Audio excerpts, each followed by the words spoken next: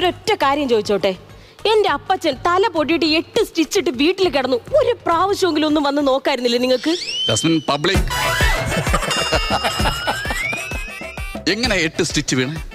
വേലക്കാരി ചപ്പാത്തി പലേക്ക് എറിഞ്ഞതല്ലേ? ആ embroidery work കാണാൻ ഞാൻ വരണോ? അതിന്റെ ആവശ്യം എനിക്കുണ്ടോ ജാസ്മിൻ?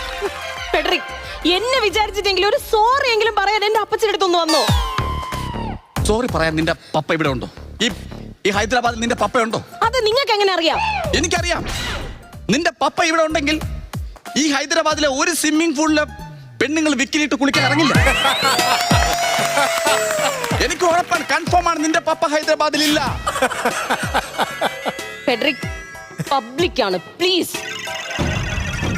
എന്നെ എന്റെ മക്കളെയും കുറിച്ച് നിങ്ങൾ എപ്പോഴെങ്കിലും ഒന്ന് ചിന്തിച്ചിട്ടുണ്ടോ? ഇതിന് മാത്രം എന്താ ജോലി നിങ്ങൾക്ക്? എന്റെ ജാസ്മിൻ,